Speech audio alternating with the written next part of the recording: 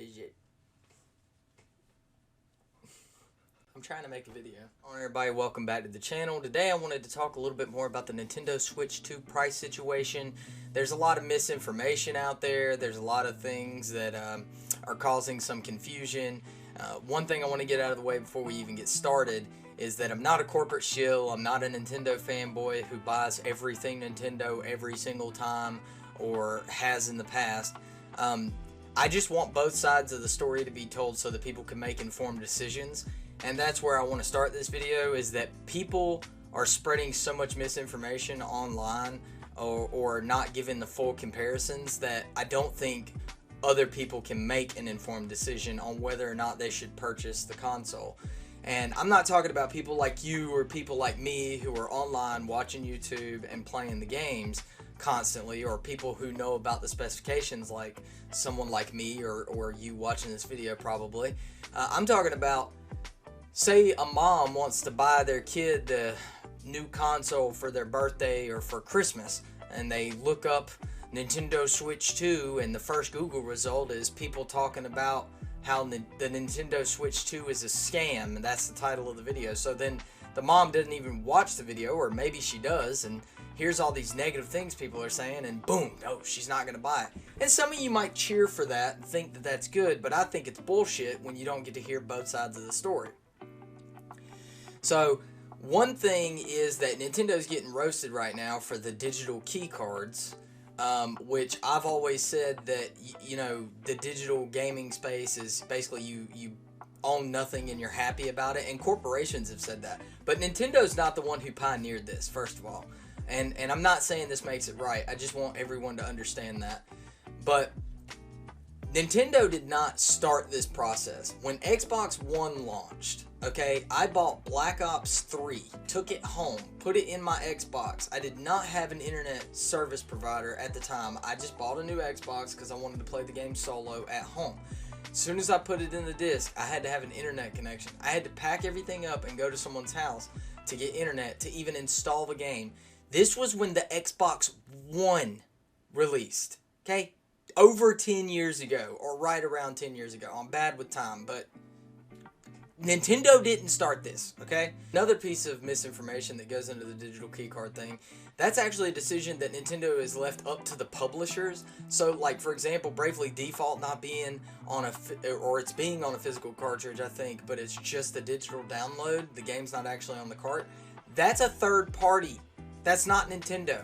So when people are talking about Nintendo's greed and using a third-party publisher as an example, how is that Nintendo?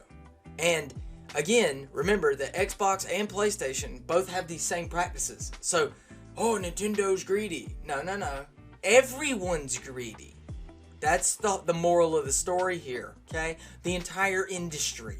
That should be the argument that you're making, not picking one and bullying it into fucking oblivion because you don't want to tell both sides of the story or because Nintendo's the one that finally triggered you to make the video.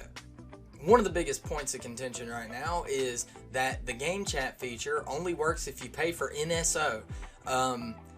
Just want to remind everyone that every single console has a live service, and that up until 2021, and I still don't know for PlayStation, but up until 2021, which is only, 4 years ago, Xbox, you had to pay for Xbox Live to be in Party Chat. You could not use the Party Chat feature without having an Xbox Live subscription.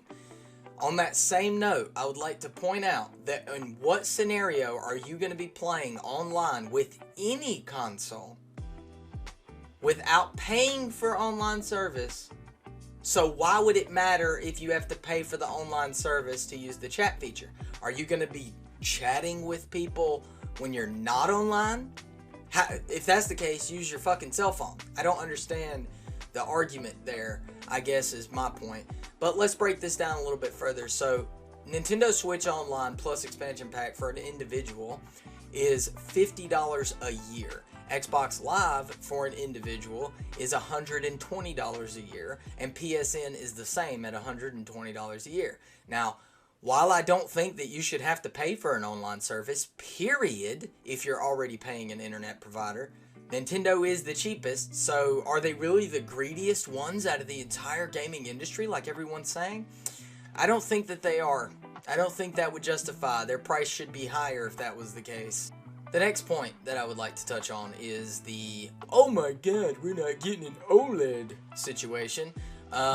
It's a huge step backwards. Is it a huge step backwards? Because the OLED screen was around 300 to 500 nits of brightness, and the Switch 2's LCD screen is around 1,000 nits of brightness. It's definitely a lot brighter and more vivid than the original Switch Gen 1, any of them, whether it was LCD or OLED, and it has HDR10 support. So, are we taking a step back? Nope, I think that's another piece of misinformation that people are reporting on incorrectly, in my opinion. If you're gonna diss it, you need to find actual specs that line up with what you're saying. Not just, it's not OLED, because that doesn't necessarily mean that it's worse. I saw one of the dumbest videos I've ever seen in my entire life. I'm not saying any names. I don't support bullying or harassment or anything like that. So I'm not even going to say where it was. It was on YouTube, but I'm not going to say who it was. Someone made a video talking about Nintendo being greedy last night and said that PSN is raising their price in Latin American countries, in a number of Latin American countries, and it's because Nintendo raised the price of their games. That is the wildest comparison that I've ever heard in my entire life. That is the wildest comparison, even if you were saying, well, Nintendo raised the price of their live service, so PSN's doing it. No, they're all separate corporations. They make their own decisions. You're not going to blame the faults of Sony or Microsoft on Nintendo. That's bullshit, and you know it is. You're reaching. Stop it.